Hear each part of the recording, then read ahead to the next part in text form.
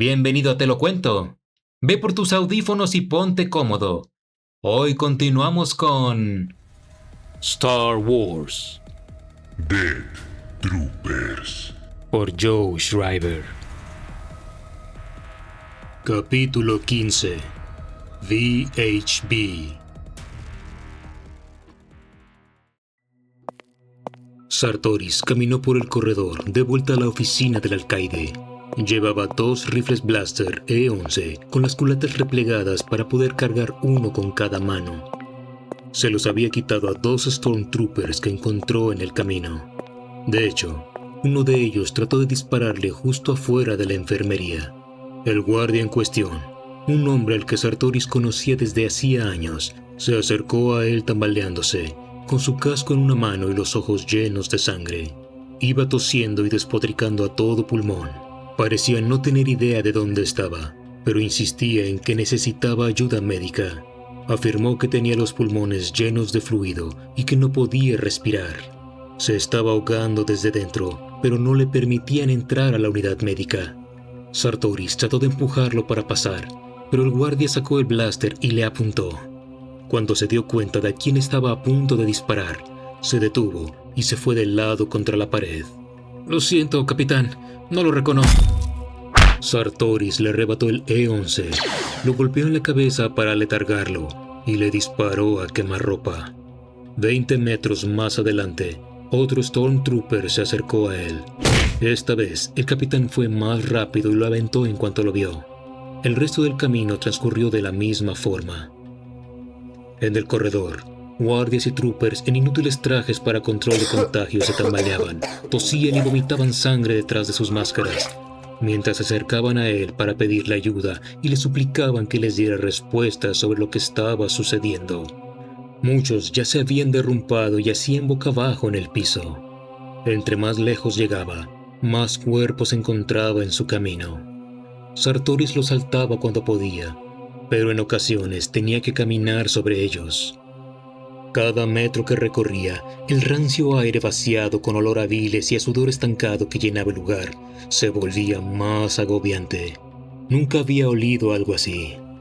Si en la planta de administración la situación era tan grave, no podía imaginarse cómo estaría en las áreas comunes de los convictos. Seguramente sería una pesadilla.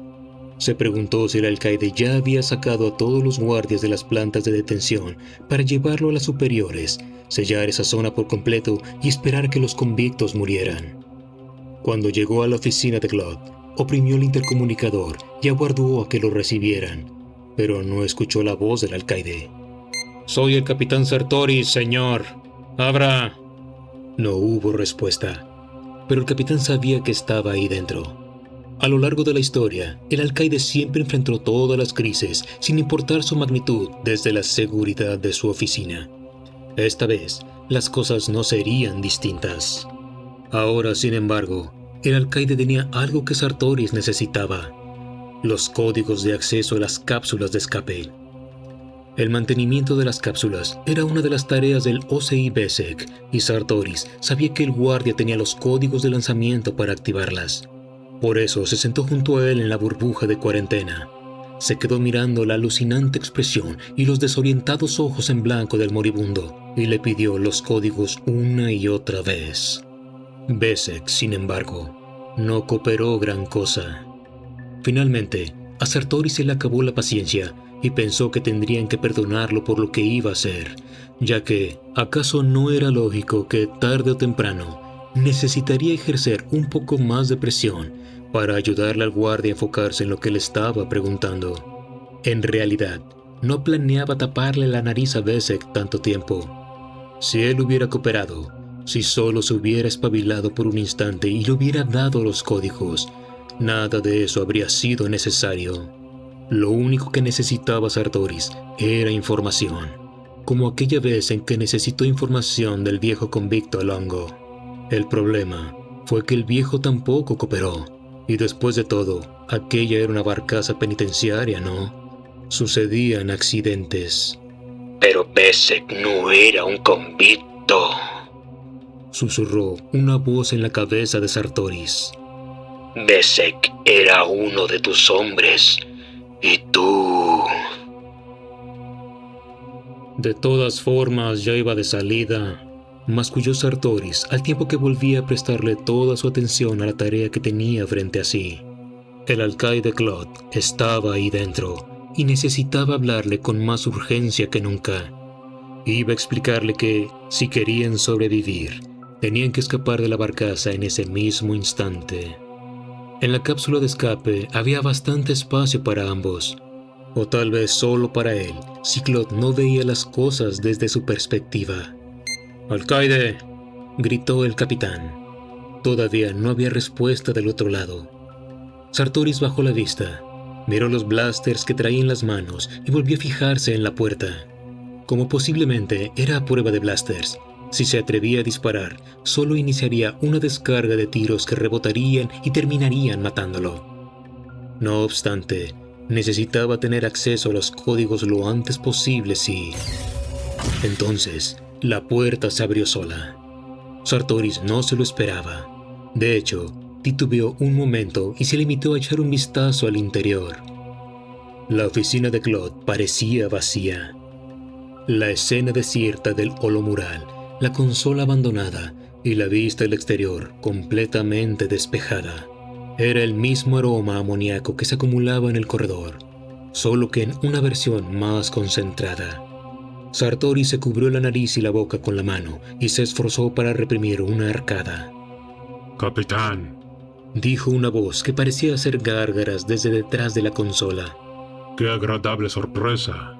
Sartoris dio un paso más y miró al frente, luego abajo.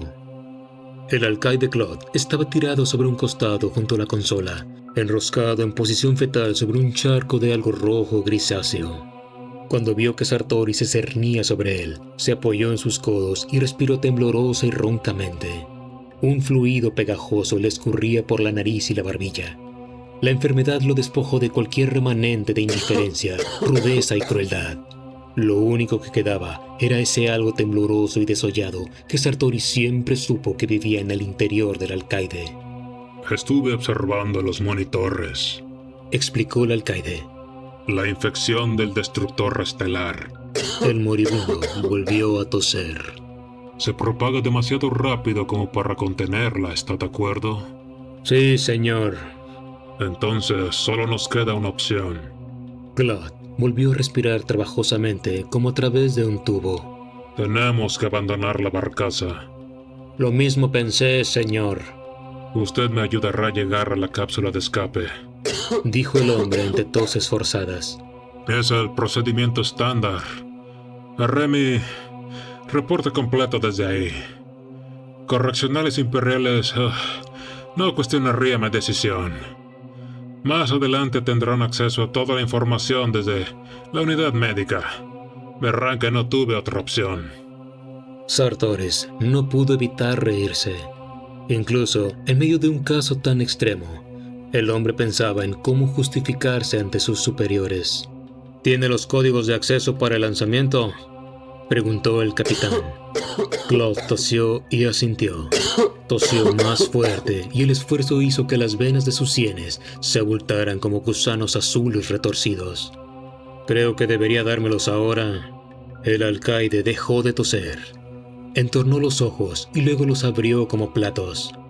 Sartoris le estaba apuntando a la cara con los dos E-11, lo suficientemente cerca como para que pudiera oler el olor a ozono que todavía se aferraban a los cañones y para que viera que ya los había usado para matar. Es usted un animal. Afirmó Claude. Debí relevarlo de sus labores cuando pude. Aún no es demasiado tarde, replicó Sartoris, sujetando los blasters con firmeza. Este podría ser su último acto oficial como alcaide. Baja esas armas. Necesitará ambas manos para ayudarme a llegar a la cápsula. Creo que puedo arreglármelas, dijo Sartoris. Después de que me dé los códigos. No me quedan muchas opciones, ¿verdad? Sartoris lo miró sin emoción. Supongo que podría tratar de mentirme, pero tengo que lidiar con mentirosos y artistas del fraude todos los días. Así que en estas circunstancias no lo recomendaría. Los códigos ya están ahí impresos. No pude alterarlos ni aunque lo hubiera intentado. Claude le entregó una tarjeta mientras le sostenía la mirada. La mano le temblaba un poco. Capitán, Sí. hay una subsección del examen de perfil psicológico de las correccionales imperiales. Se le conoce como examen Beck-Headley-B. Se desarrolló específicamente para detectar cualquier psicopatología subyacente en la actitud de los solicitantes, bajo el entendido de que esta información podría resultarle útil al imperio mientras prestaran sus servicios. Sacó la lengua y se humedeció el labio superior.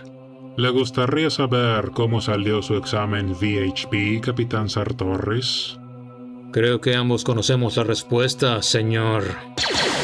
Respondió Sartoris, al tiempo que apretaba ambos gatillos. Al estar tan cerca, el efecto del disparo fue espectacular. Toda la bóveda craneal del alcaide Claude se partió y se convirtió en una densa nube de cartílagos y huesos de color escarlata. Su cuello y sus hombros latiguearon hacia los lados, se aferraron a un eje invisible y rotaron con la inercia sobrante del estallido de energía. Luego aterrizaron coleteando en la humedad y patinaron hacia atrás sobre el charco de sangre derramada. Sartoris se metió la tarjeta de información al bolsillo y giró hacia la puerta que seguía abierta. Fue entonces cuando vio a un joven guardia con el traje de aislamiento parado en el corredor, mirándolo boquiabierto. Su cara hinchada por la fiebre palideció con tanta rapidez que sus ampollas resaltaban como si fueran estrellas. Cuando el joven se dio cuenta de que Sartoris lo estaba mirando, levantó las manos y retrocedió hacia el corredor. Su barbilla subía y bajaba mientras trataba de emitir las palabras. «Capitán, acaba usted de matar al alcaide Claude». «Le hice un favor», afirmó Sartoris mientras veía la nariz llena de mocos y las llagas febriles que se acumulaban alrededor de los labios del joven. «¿Quieres que también te ayude a ti?» La expresión del guardia era la de alguien que acababa de perder el control total de la vejiga y el esfínter. «Lárgate», le ordenó el capitán, apuntándole con uno de los blasters. «Vete por ahí». El joven asintió, giró y salió huyendo.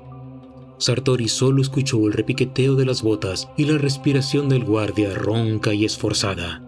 Le deseó que le fuera bien y se marchó en la dirección opuesta, hacia la cápsula de escape.